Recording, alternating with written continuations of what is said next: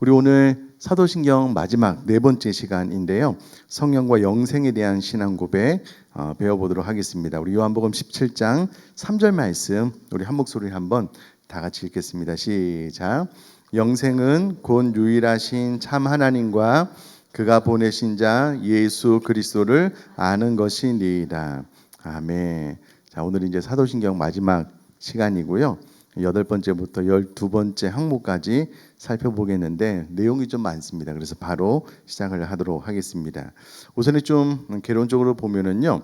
8번째 신앙 고백은 성령님에 대한 고백이고요. 9번째는 교회의 특징, 10번째는 죄의 용서, 11번째는 몸의 부활, 12번째는 영생에 대한 신앙 고백입니다.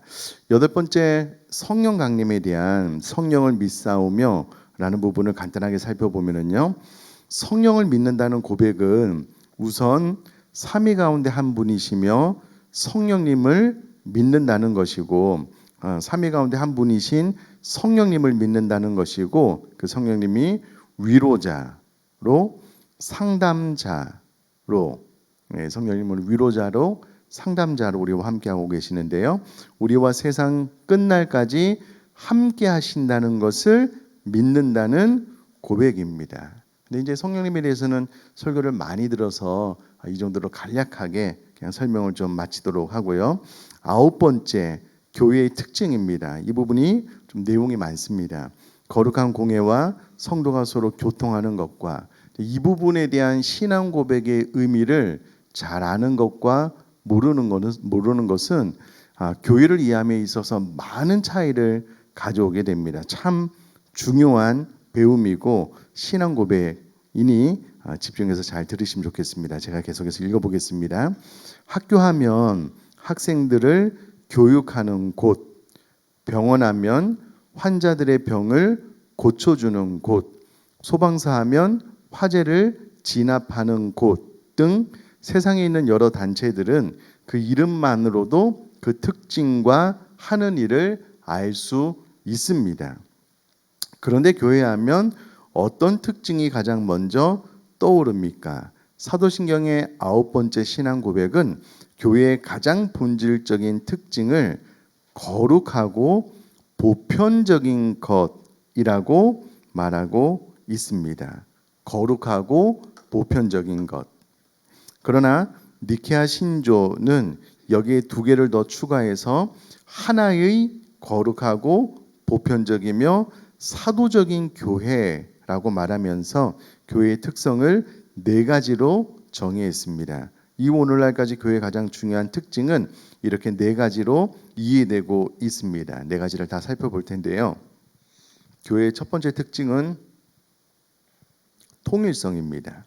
교회는 그리스도와 연합되었기 때문에 그리스도 안에서 모두 하나입니다.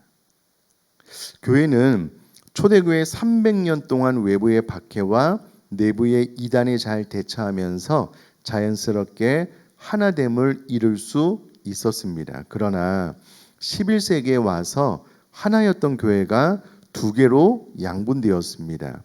동방교회는 정교회로 서방교회는 로마 카톨릭이라 부르게 되었습니다. 그러다가 16세기에 와서 서방 로마 카톨릭 교회의 타락에 저항한 교회개혁 운동이 일어나면서 로마 카톨릭과 개신교로 나누어지게 되었습니다. 개신교는 다시 루터를 따르는 루터파 교회와 칼빈을 따르는 개혁파 교회, 영국에서 일어난 성공회 교회로 나뉘었습니다. 이후 또다시 성공회 안에서 감리교 안에서 구세군이 나오게 되었습니다. 벌써 이제 여러 개로 나뉘어지고 있다는 것을 알 수가 있고요. 이런 식으로 교파는 계속 갈라졌습니다. 예수교 장로회 안에서도 교단이 나뉘는 분열을 거듭하게 되었습니다. 그래서 지금 이 지구상의 교회는 수많은 교파와 교단으로 나뉘었습니다. 그러다 보니 요즘 우리의 교회의 통일성을 잘 알지 못하기 때문에 너무 개교의 중심적인 사고 방식을 가지고 살아가고 있습니다. 너무 중요해서 제가 다시 한번 읽어볼게요. 그러다 보니 요즘 우리는 교회의 통일성을 잘 알지 못하기 때문에 너무 개교의 중심적인 사고방식을 가지고 살아가고 있습니다. 교회와 교회 사이는 경쟁 관계가 아닙니다. 어느 교파, 어느 지역 교회이건 이단이 아닌 정통 교회라면 마치 같은 은행의 서로 다른 지점처럼 우주에 하나밖에 없는 교회가 됩니다. 따라서 우리는 지상에 존재하는 모든 교회가 이단이 아니라면 그리스도 안에서 하나라고 하는 의식을 가지고 다른 교파와 교회를 바라보아야 합니다. 한 지역 교회 내에 있는 성도들 사이에서도 그리스도 안에서 하나라는 사실을 잘 알고 있어야 합니다. 늘 경쟁이 아니라 하나됨과 협력이 우선입니다. 개교의 주의에서 반드시 벗어나야만 합니다. 자, 이단이 아니라면 그리스도 안에서 모든 교회는 하나입니다. 여기서 중요한 것은 지상에 존재하는 교회는 이단이 아니라면 경쟁 관계가 아니라는 거예요. 협력하는 관계여야 된다라는 겁니다. 여러분, 우리 교회 바로 앞에는 무슨 교회가 있을까요? 샘물교회가 있습니다. 샘물교회에서 토요일날 주일날 전도할 때요, 저희 교회 식구들이 가서 격려합니다. 또 와서 뭐 준비한 거를 먹으라 그래요. 목사님 저도 와서 먹으라 그래요. 제가 먹으면서 저 등록할 건데 받아주겠냐고 농담도 하고요. 또 교회에서 이제 필요한 악기가 있으면 저희 교회에서 빌려드리기도 하고, 또 교회에서 집회가 있으면은 우리 교회 주차장 쓰시라고 이렇게 하기도 합니다. 그러니 우리 교회는 지금은 그렇게 하지 않는데요. 초창기 때는 제가 기도회 인도를 하면 지역에 있는 모든 교회 이름을 불러가면서 기도를 했습니다. 우리 교회만 부흥해서 이 의정부가 변화되지 않기 때문에 이단이 아닌 이상은 우리 모두는 다 하나의 교회입니다. 그러니 잘 협력하고 경쟁이 아닙니다. 초창기 때 저희 교회가 우리 교회에서 이제 나가서 KT를 지나서 그 사거리 왼쪽에 화요장이 서는데요. 거기서 전도를 했어요. 열심히 했습니다. 그런데 그 바로 위에 있는 상가교회가 전도를 시작한 거예요. 미련 없이 저희가 그 자리를 내드리고 저희는 밀락이직으로 더 멀리 전도를 나가고 있습니다. 나가고 오는 길이 멀거든요. 그럼에도 불구하고 개교회가 전도를 한다고 하니 또 교회 앞에서 전도하면 좋잖아요. 우리가 이미 그곳에서 전도를 하고 있었지만 몇 년 동안, 그러나 전혀 개의치 않습니다. 열심히 전도하시라고 우리가 기꺼이 다른 곳에 가서 전도를 하고요. 우리 교회는 우리 교회뿐만 아니라 다른 교회도 함께 부흥할 수 있도록. 그러니 여러분, 교회는 절대 경쟁 관계가 아닙니다. 서로 협력할 거 있으면 서로 협력하고 도와줄 거 있으면 도와주고. 왜 그러냐면 우리는 그리스도 안에서 교회의 통일성이 있고요. 그리스도 안에서 하나된 교회라는 겁니다. 이단을 제외하고 정통적인 모든 교회는 하나다. 그러므로 우리는 반드시 하나됨과 협력 관계이다라는 겁니다. 그래서 우리는 지역 교회뿐만 아니라 지역 커뮤니티에서 우리 교회 대관을 하면은요, 웬만하면 다 빌려줍니다. 우리 교회 성도님이 청소 시간 맞추기가 어렵지만 다 빌려줍니다. 꾸미는 교회에서 이번에 13, 14, 15 이제 학생들 수련을 가나 봐요. 그래서 우리 악기 빌려달라고 그래서 오케이 좋다고 다 빌려줍니다. 근데 꾸미는 교회뿐만 아니라 어느 교회라도 우리는 그런 오픈 마인드가 있어요. 왜냐하면 다 우리는 하나의 교회이기 때문에 그렇습니다. 자칫 이 생각을 가지지 못하면 여러분, 개교회주의, 우리 교회만 최고다, 너희 교회는 어떻게 되든 상관없고 우리 교회만 부흥하면 된다, 우리 교회만 잘 되면 된다 라는 잘못된 생각에 빠질 수 있는데 절대 그렇지 않습니다. 그리고 우리가 하나님 앞에 드리는 이 사도신경을 통한 신앙 고백 안에는 우리 교회는 하나입니다 라는 고백을 하고 있거든요. 그러니까 이 의미를 알고 고백한다면 우리의 교회는 절대, 물론 지금 뭐 교파 교단이 나눠져 있기는 하지만 경쟁 관계가 아니라 협력 관계의 하나된 교회다라는 좋은 의식, 성경적인 의식을 가지고 신앙 고백을 하고 또 그렇게 생활하는 것이 중요하다라는 겁니다. 꼭 기억하시면 좋겠습니다. 자, 교회의 두 번째 중요한 특징은 거룩성입니다. 교회의 거룩성을 알기 위해서는 먼저 하나님의 거룩성을 알아야 합니다. 하나님의 거룩성은 두 가지를 말합니다. 첫째, 하나님은 창조주로서 모든 피조물과 구별되는 분입니다. 둘째, 하나님은 도덕적으로 완전하며 탁월한 분입니다. 자, 그런데 성경은 하나님의 거룩을 사람이나 사물, 시간이나 장소에 적용할 때가 있습니다. 사람이나 사물이나 장소나 시간이 거룩하신 하나님을 섬기기 위한 목적으로 구별될 때 거룩하다고 말합니다. 자, 하나님께 예배드리기 위해 구별된 날을 성일이다라고 이야기를 합니다. 거룩한 날이다라는 뜻이고요.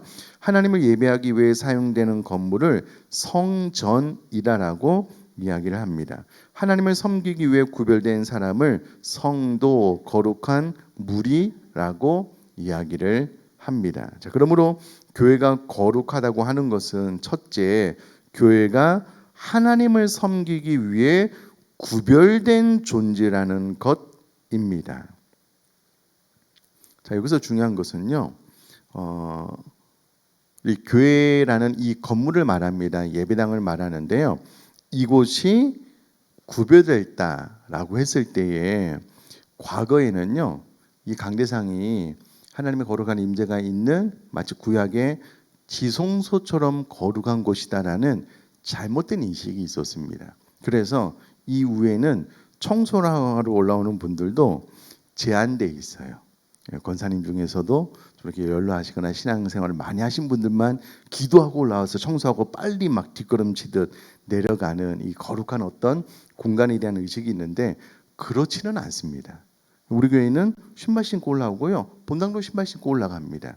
그런 차원에서 마치 지성소처럼 거룩한 그런 뜻이 아니고 이 공간이 하나님을 섬기는 공간이기 때문에 성전 거룩하다라고 이야기를 하고요. 자, 그러면 이곳만 거룩하냐? 그렇지 않죠. 삶의 터전에서 우리가 그곳에서 하나님을 예배하고 하나님을 섬긴다면 그렇게 또 그것이 거룩한 곳이 된다라는 것을 기억하셨으면 좋겠습니다. 오늘의 교회 청년들이요, 홍대에서 홍대 클럽을 빌려서 예배를 한동안 드렸습니다. 여서 공동체가. 혹자는 토요일마다 그렇게 광란의 파티가 벌어지는 그곳에서 어떻게 하나님을 예배하는 성전이 될 수 있느냐라고 이야기를 했지만 수년 동안 예배했습니다. 그 젊은 청년들이 토요일날, 주일날 늦은 또 이른 시간에 그 지저분한 곳을 다 싹 청소하고요, 그곳에서 예배를 드렸습니다. 그러면 그곳은 거룩한 공간이 되는 거예요. 세속에 빼앗겨서 그곳을 광란의 파티가 술 파티가 춤 파티가 벌어지는 곳이기 때문에 하나님을 예배할 수 없는 그런 타락한 공간이다. 아니요, 그렇지 않습니다. 거룩한 하나님의 백성들이 예배하는 공간으로 쓰면 그곳이 거룩해지는 거예요. 그러니까 그렇게 이분법적으로 나눠서 생각하시면 안 된다라는 겁니다. 자, 계속해서 그러므로 교회가 거룩하다고 하는 것은 첫째, 교회가 하나님을 섬기기 위해 구별된 존재라는 것입니다. 자, 둘째, 하나님의 거룩성이 하나님의 윤리적인 완전함을 의미하듯이 교회가 거룩하다는 것은 윤리적으로 거룩해져야 한다는 의미입니다. 교회는 도덕적으로 세상의 빛이 되어야 마땅합니다. 자, 그렇다면 교회는 구체적으로 어떻게 세상 가운데 거룩성을 드러낼 수 있을까요? 교회의 거룩성은 결국 성도 한 사람 한 사람의 거룩한 삶입니다. 결국 성도가 교회이잖아요. 성도 한 사람이 일주일 동안 삶의 현장에서 살아가는 거룩성의 총합이 곧 지역 교회의 거룩성입니다. 자, 여기서 중요한 개념은 하나님의 거룩하니 하나님을 섬기는 우리도 이제 거룩하게 되는데요. 핵심적인 것 중에 하나가 두 번째가 윤리적으로 거룩해져야 한다라는 겁니다. 그러므로 여러분, 우리 교회는 교회 초창기 때부터 지금까지 도덕 윤리에 벗어나는, 특별히 세상의 법에 위법한 행동을 하지 않기로 뜻을 정했습니다. 물론 완벽하지 않은 것은 모르는 상황 가운데 그럴 수는 있을 것 같아요. 그러나 알면서도 위법한 일은 절대로 행하지 않았습니다. 예를 들어서 교회 공간이 되게 부족하잖아요. 옥상에다가 우리가 좀 이렇게 그늘막 같은 거를 철제를 세워서 빠른 속도로 설치를 하고 난 다음에 민원이 안 들어오면 사용할 수 있대. 아무도 모르게 빠른 설치로 민원만 안 들어오면 그러면 그곳에 좋은 공간이 생기는 거예요. 죽었다 깨어나도 안 합니다. 안 해요. 몰라서 뭐 설치를 하다가 이거는 불법입니다. 바로 멈춰요. 바로 멈춥니다. 사실은 이 교회 옆에 테라스도요. 뭔가 이제 좀 이렇게 창을 하나 내고 옆에 그냥 가로막 하나만 해도 충분히 외부와 차단된 공간을 만들면 공간 활용이 가능하거든요. 5층도 바깥에 이제 그 천막으로 안 하고 유리 같은 것도 이제 막으면 되거든요. 민원만 안 들으면 조금 깔끔한 공간을 만들 수 있습니다. 그러나 우리 교회는 절대 안 합니다. 지하 주차장이 고가 높잖아요. 그래서 이제 그 고를 반을 잘라서 그 위를 이제 우리 여기 창고처럼 만들면 그 위에 올라가서 분방 공부할 수 있습니다. 불법이어서 안 합니다. 불법은 무엇이라도 안 합니다. 그러니까 우리 교회는 윤리적으로 도덕적으로 법에 위촉되는 것은 안 합니다. 그래야만 교회의 거룩성을 나타내고 유지할 수 있기 때문에 그렇고요. 이것이 우리가 신앙 고백 가운데 거룩한 공교회에 대한 고백의 내용입니다. 자, 세 번째 중요한 특징은 보편성입니다. 교회가 보편적이라는 말은 세계적이라는 뜻인데 이는 교회가 전 시대에 걸쳐 있기 때문입니다. 자, 보편적이라는 말은 세계적이다라는 말이고요. 세계적이라는 뜻은 교회가 전 세대에 걸쳐 있기 때문이다라는 의미를 담고 있습니다. 자, 지금부터 1000년 전에 믿은 사람들이 있었을 것입니다. 우리보다 100년 뒤에 믿는 사람들도 있을 것입니다. 아담과 하와 때부터 시작해서 주님 재림할 때까지 전 시대에 걸쳐 믿는 자들이 있습니다. 교회 회원은 이처럼 전 시대를 통틀어 존재합니다. 모든 시대, 전 시대. 이것을 이제 보편적 교회라고 이야기를 하는데 이것을 믿습니다라고 고백하는 거예요. 그러니까 아담 이후로 주님 오시는 그날까지 전 세대가 보편적으로 우리는 교회다라는 것을 믿습니다라는 신앙 고백이고요. 교회의 네 번째 중요한 특징은 사도성입니다. 교회는 2000년 전 사도들과 뿌리가 맞닿아 있습니다. 교회가 참 교회가 되려면 예수님의 사도들이 가졌던 그 신앙과 똑같은 신앙을 가져야만 합니다. 신약교회는 사도 베드로와 동일한 신앙을 가질 때 비로소 참된 교회가 됩니다. 주는 그리스도시요 살아계신 하나님의 아들입니다 라는 신앙 고백이요. 오늘날 바른 교회, 바른 성도가 되기 위해서는 사도들이 가졌던 신앙과 동일한 신앙을 가져야 합니다. 자, 사도신경은 9번째 항목의 고백에서 거룩하고 보편적인 교회에 대한 신앙 고백과 더불어 성도의 교통, 즉 성도의 교제에 대해 말하고 있습니다. 교회의 가장 중요한 특징은 성도의 교제입니다. 성도의 교제는 교회가 하나요, 교회가 그리스도와 하나라는 사실을 전제합니다. 그리고 성도의 교제는 곧 삼위 하나님 사이의 교제를 반영하는 것입니다. 여기서 교제란 나눔을 의미하는데요. 성도의 교제는 하나님을 아는 지식을 나누는 것.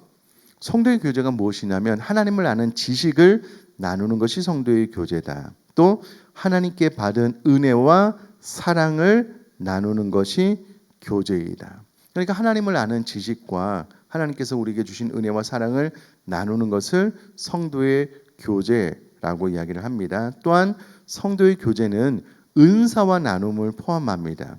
하나님이 남보다 다른 영적인 재능을 주셨다면 공동체를 위해 재능을 사용함으로써 함께 나누는 것이 성도의 교제입니다. 어떤 분들은 하나님께서 노래를 잘하는 은사를 주시고 어떤 분들은 하나님께서 악기를 잘 다루는 은사를 주시고 어떤 분들은 참 다음 세대를 잘 가르치는 은사를 주시고 이 모든 재능을 함께 공동체를 섬기기 위해서 나누는 것, 그것이 성도의 교제다라는 것입니다.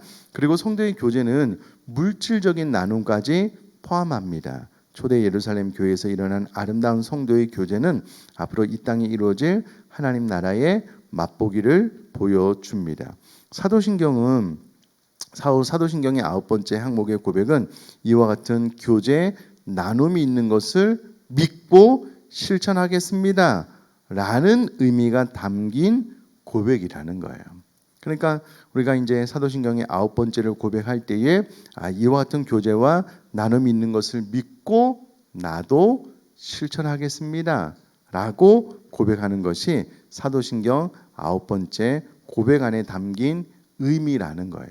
자, 그러면 우리가 사도신경을 고백했다면 교회 안에서 하나님께서 우리에게 주신 은사와 재능을 따라서 봉사, 나눔을 해야 돼요, 안 해야 돼요?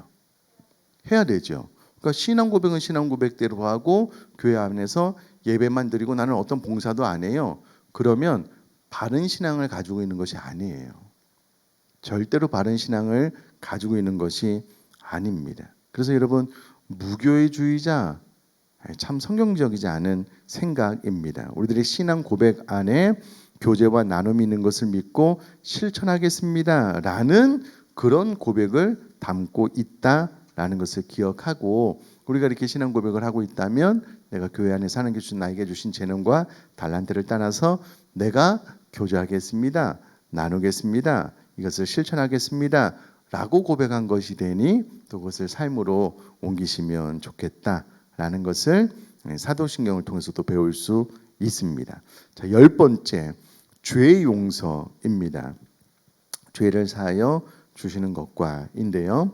자, 죄는 화살의 표적을 맞추지 못한 것을 의미합니다. 즉 관역에서 벗어났다는 것인데, 이는 하나님의 법을 어긴 것을 말합니다.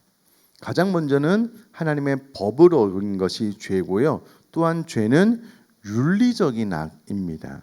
사회에서 말하는 이 도덕과 윤리를 벗어난 것도 죄입니다. 하나님의 법을 어긴 것만 죄가 아닙니다. 도덕과 윤리적으로 또 잘못한 것도 죄입니다.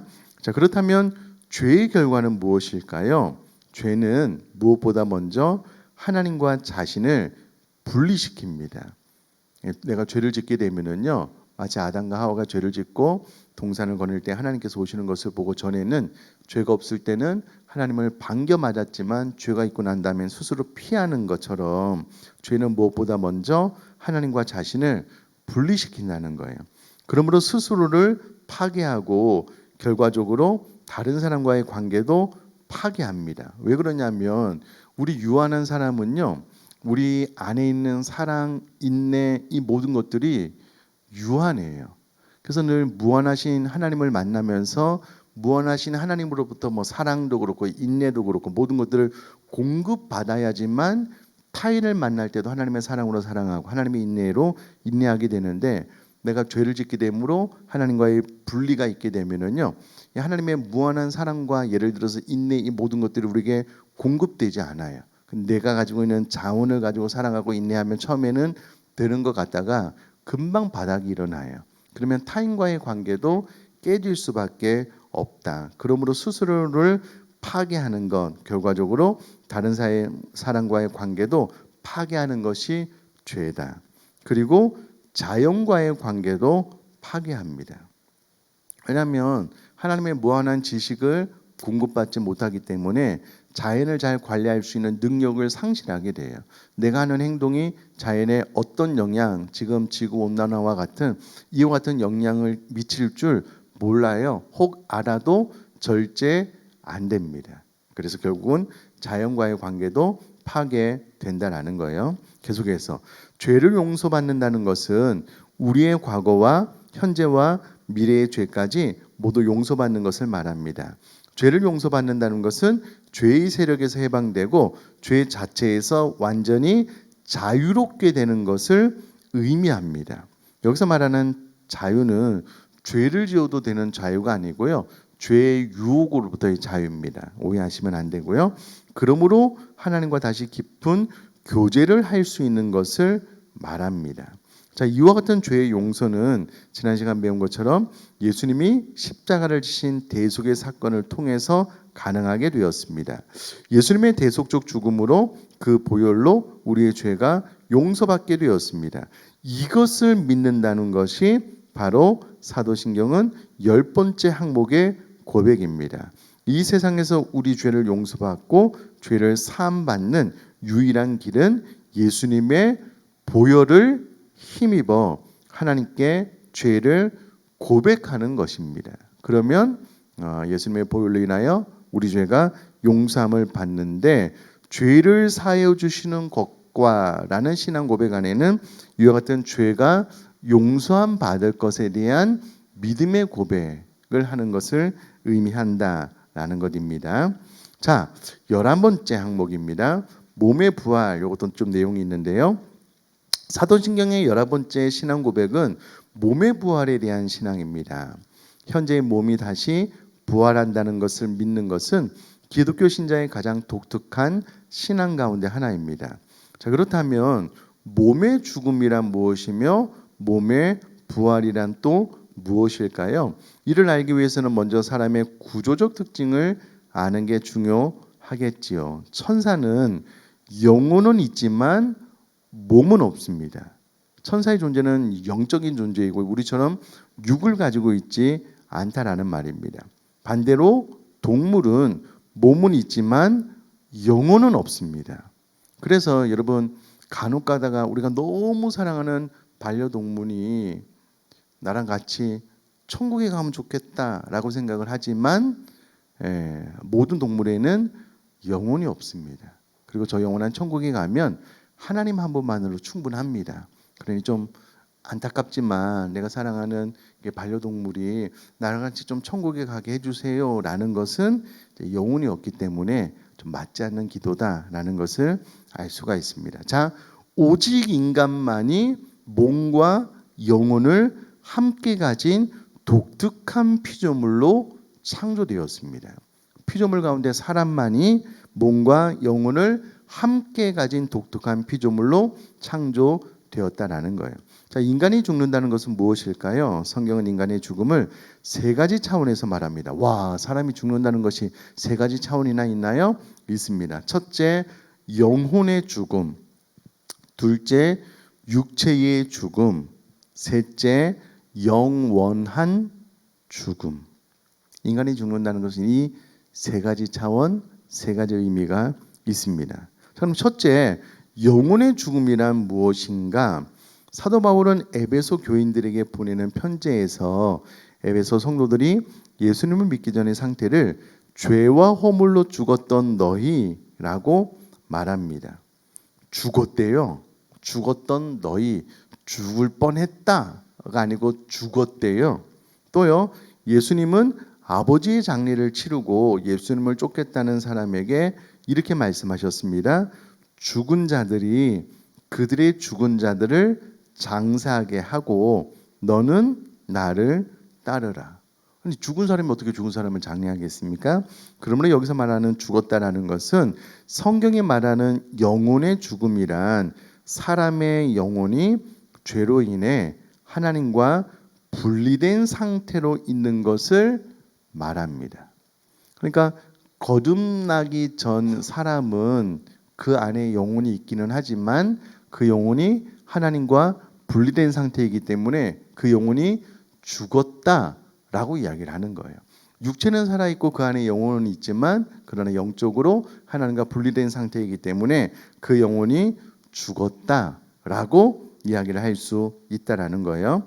영혼이 죽은 사람은 몸은 살아있지만 하나님을 알지 못하고 하나님을 사랑하지도 못하며 하나님께 순종하지도 못합니다.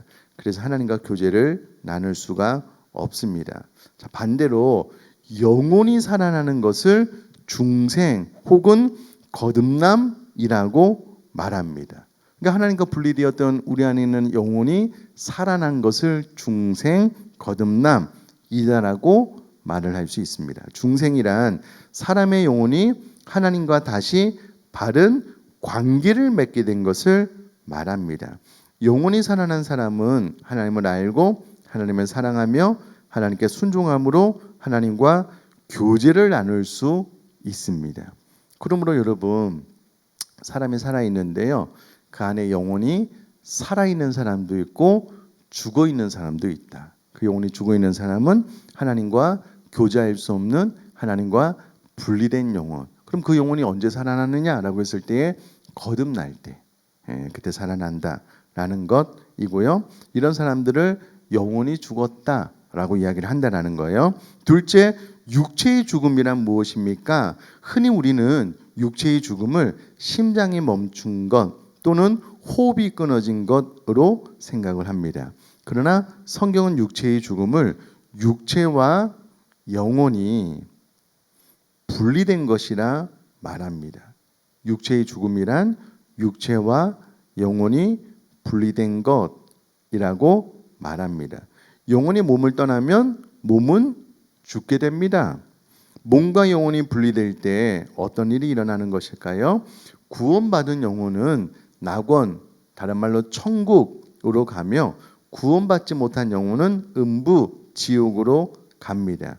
그리고 이 모든 일들은 즉시 바로 일어납니다. 따라서 죽음 이후에 우리 영혼이 이 땅을 떠돌거나 방황하지 않습니다. 중요한 개념은 즉시 천국 아니면 지옥으로 갑니다. 이때 몸과 분리되어 낙원에 있는 영혼은 몸이 부활하여 다시 결합되기 전까지 천사같이 몸이 없는 영적인 상태로 존재합니다. 비록 몸은 없지만 영혼이 가지고 있는 인격적인 특성은 그대로 유지합니다. 즉 영혼은 몸이 없어도 생각하고 느낄 수 있습니다. 그러나 영혼과 분리된 몸은 아무런 기능을 발휘하지 못합니다. 썩어서 흙으로 지어졌기 때문에 썩어서 흙으로 다시 돌아가게 될 것입니다. 이것이 육체적인 죽음이고요. 셋째는 영원한 죽음이 있습니다. 영원한 죽음. 계속해서 볼게요. 성경은 예수님이 재림하실 때 모든 사람이 다시 부활한다고 말합니다. 이때 구원받지 못한 사람은 부활하여, 그럼 구원받지 못한 사람들도 부활합니다. 부활 안 하는 것 아니에요. 그러나 중요한 것은 부활하여 최후의 심판으로 불못에 던져져서 영원히 살게 됩니다. 지옥 형벌 고통을 받게 되죠. 영원한 죽음이란 이렇게 불못에 던져져서 영원히 하나님과 분리되는 것을 말합니다. 성경은 이런 영원한 죽음을 둘째 사망이라 부르기도 합니다. 그러니 영원한 죽음은 영원히 하나님과 분리되는 것, 불못에 던져져서 영원히 살게 되는 것을 영원한 죽음이다라고 이야기를 한다라는 거예요. 여러분 여기서 가장 핵심적인 것은요. 악인도 부활해서 영원히 삽니다. 그러나 그 영원이라는 시간을 하나님과 분리된 상태로 지옥에서 사는 형벌을 받습니다. 그러니까 단순히 영원히 사는 것만이 우리에게 축복이다 이렇게 말할 수는 없어요.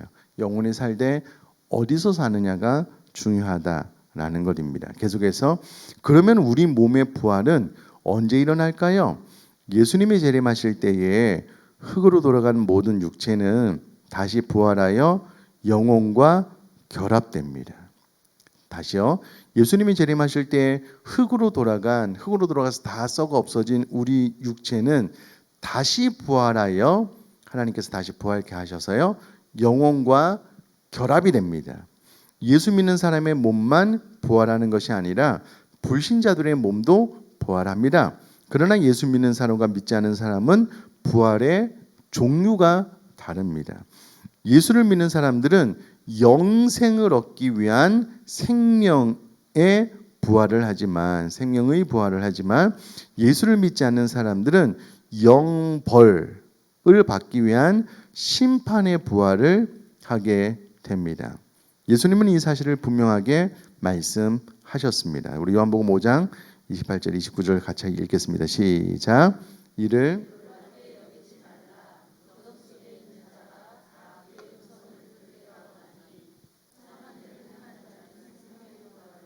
악한 일을 행한 자는 심판의 부활로 나오리라. 아멘. 다 부활을 하기는 하는데 생명의 부활, 심판의 부활을 하게 된다라는 것이죠.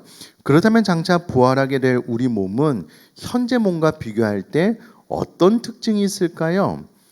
사도 바울은 고린도전서 15장의 부활장을 통해 부활한 우리 몸의 특징을 몇 가지만 말해주고 있습니다. 더 많지만 간략하게요. 첫째, 부활한 우리 몸은 썩지 않게 됩니다. 왜냐하면 영원히 살아야 되기 때문에요. 썩을 수가 없습니다. 노화가 일어나지 않는 몸. 둘째, 부활한 우리의 몸은 영광스럽게 됩니다. 셋째, 부활한 우리의 몸은 강해집니다. 왜냐하면 24시간 자지도 않고 하나님을 예배해야 되기 때문에요. 우리가 생각하는 그 이상으로 강하고 건강하고 완벽한 몸이 될 겁니다. 자지 않아도 천사처럼 살 수 있는 몸이 될 겁니다. 넷째, 부활한 우리 몸은 신령하게 될 겁니다. 하나님은 24시간 예배해야 되기 때문에요. 아프지도 않습니다. 다지 죽지도 않고요. 병들지도 않습니다. 완벽한 부활체로 영원히 살면서 하나님을 예배하게 될 겁니다. 혹자는 이렇게 이야기를 해요. 목사님, 사람이 희노애락이 있어야지 기쁨을 누리는 것 아닙니까? 라고 이야기를 하지만 그렇지는 않습니다. 제가 가끔 이제 그런 말씀을 드리는데, 제가 우리 아내랑 연애를 할 때 타이타닉이라는 영화를 봤어요. 3시간 이상 하더라고요. 제 기억이 맞다면 그때 우리 아내랑 팝콘을 들고 와서 이제 먹으면서 영화를 보려고 했는데, 처음에 이제 팝콘을 몇 개 먹다가 영화에 빠져가지고요, 이렇게 끝날 때까지 봤어요. 팝콘을 다 먹지도 못하고. 너무 재밌더라고요. 3시간 반인가요? 훌쩍 지나갔습니다. 너무 재밌더라고요. 뭐 이거 먹을 거 뭐 생각도 못하게 되더라고요. 하나님 앞에 예배하는 것은요, 너무 좋아서 24시간이 영원히 지속되는데요, 너무 빨리 지날 거예요. 너무 좋아서 다른 건 할 필요가 없다니까요. 어떤 분들은 이거 천국 가면 골프 있지 않겠습니까? 재미잖아요. 골프 왜 쳐요? 더 좋은 예배가 있는데. 뭐 다른 스포츠 뭐 테니스 있잖아요. 그거 왜 있어요? 하나님 앞에 예배하는 게 제일 좋은데, 제일 좋은 것만 하면 되지 굳이 할 필요가 없잖아요. 그래서 천국은 예배의 나라이다라는 것을 기억하시면 좋겠고요. 가장 좋은 행복의 나라다라는 것. 또 이것이 가능케 되기 위하여 우리 몸은 건강한 완벽한 부활체로 부활하게 된다라는 것입니다. 자, 마지막 12번째요. 영생, 영원히 사는 것을 믿사옵니다. 자, 성경이 말하는 영생은 불신자들이 생각하듯이 단순히 영원히 사는 것이 아닙니다. 성경은 영생을 예수 믿고 구원받은 사람에게만 주어지는 특별한 선물이라고 말합니다. 성경이 말하는 영생이란 하나님과 더불어 살아가는 것을 말합니다. 영생이 무엇이냐면요, 하나님과 더불어 사는 것을 영생이라고 이야기를 합니다. 왜 그러냐면 여러분, 지옥에 가도 영원히 산다니까는요. 근데 영생이라고 이야기하지 않습니다. 영벌이라고 이야기를 해요. 그러니까 하나님과 같이 사는 것이 영생의 핵심입니다. 천국은 모든 진리와 선함과 아름다움의 원천이신 하나님과 영원히 함께 있는 곳이고, 지옥은 모든 거짓과 악함과 추함의 원천인 사단과 함께 영원히 있게 되는 곳입니다. 모든 복의 근원이신 하나님과 더불어 새하늘과 새 땅에서 영원히 사는 것이 영생입니다. 그러므로 영생은 하나님과 영원히 교제를 누리며 살아가는 기쁘고 즐거운 삶을 말합니다. 영생은 곧 유일하신 참 하나님과 그가 보내신 자 예수 그리스도를 아는 것이니이다. 하나님과 교제하는 것. 여기서 안다는 것은요, 단순히 하나님과 예수님이 계신다는 것을 안다는 것이 아니라 하나님 아버지와 예수 그리스도와 더불어 친밀한 교제를 나누는 것을 말합니다. 그러니까 영생은 하나님 믿어요, 예수님 믿어요, 네 알아요, 이런 거 말하는 게 아니고요, 친밀한 교제를 나누는 것, 그것이 영생이고요. 이 땅에서 영생을 누리려면 하나님과 친밀한 교제를 통해 하나님과 예수님을 알아가는 기쁨으로 가득 찬 것이 이 땅에서 누리는 영생이고요. 저 영원한 천국에 가면 청동 거울은 봐도 이제 희미하게 보이지만 요즘 거울은 깨끗하게 보이는데요, 얼굴과 얼굴을 마주 대하듯 하나님을 친밀하게 가까이서 보면서 하나님을 예배하는 교제를 나누게 될 것입니다. 자, 영생의 가장 완전한 상태는 신자들이 부활하여 몸과 영혼이 결합된 영화로운 상태에서 하나님과 더불어 영원히 교제를 누리는 것입니다. 사도신경의 마지막 신앙 고백에서 영생은 바로 1단계와 2단계의 영생을 포함하고 있지만 세 번째 단계의 최종적인 영생을 말합니다. 부활한 몸으로 영원히 저 영원한 천국에서 하나님을 예배하는 것. 자, 마지막 페이지를 보시면은요. 이제 그 영원한 천국에 대해서는 요한계시록 마지막 부분인 계시록 21장 1절에서 22장 5절에 보면 천국에 대한 묘사가 잘 돼 있으니까 한번 보시면 되겠고요. 자, 여러분 이렇게 한번 해볼게요. 우리가 이제 지난 4주 동안 사도신경을 배웠잖아요. 첫 번째, 전능하사 천지를 만드신 하나님 아버지를 내가 믿사오며, 이 고백 안에 창조주 하나님이 이 광활한 우주를 만드셨다는 것 머릿속에 떠오르시죠? 떠오르셨으면 좋겠어요. 전능하사 천지를 만드신 하나님 아버지를 믿는데 이 광활한 우주를 말씀으로 6일 만에 만드신 그 하나님을 나의 아버지로 내가 믿습니다. 이런 고백의 의미지. 이렇게 이 1번을 보면 머릿속에 이렇게 딱 떠오르셨으면 좋겠어요. 하나님은 전능하신 분이지, 그 하나님은 온 천하 만물을 창조하신 분인데 그분이 나의 아버지래. 내가 이것을 믿습니다. 이것이 나의 믿음입니다. 라고 고백하는 것이 전능하사 천지를 만드신 하나님 아버지를 내가 믿사오며 라는 고백이고요. 그 외아들 우리 주 예수 그리스도를 믿사오니, 예수님의 이름 구원주로 이 땅에 오신, 그 다음에 이제 성령으로 잉태하사 동정녀 마리아. 왜 예수님께서 성령으로 잉태하셨는지, 죄 없는 몸으로 오셔야지 우리를 구원하실 수 있기 때문에 예수님의 그 탄생에 대해서 이렇게 쭉 이야기를 하고요. 본디오 빌라도 하면 빌라도가 나쁜 사람이기 때문에 이름이 기록된 것이 아니라 역사적인 사실이다. 그 대답 너무 감사합니다. 역사적인 사실이다. 예수님의 죽으심이, 이제 이런 것들을 쭉 보면서 이런 것들을 배웠지, 이것이 이런 의미지. 그러므로 내가 이 사도신경을 고백할 때마다 이런 것들을 머릿속에 쭉 떠올리면서 하나님 앞에 고백하면 더 의미 있는 고백이 될 겁니다. 그렇게 신앙 고백을 할 수 있는 저와 여러분 될 수 있기를 주님의 이름으로 축복합니다.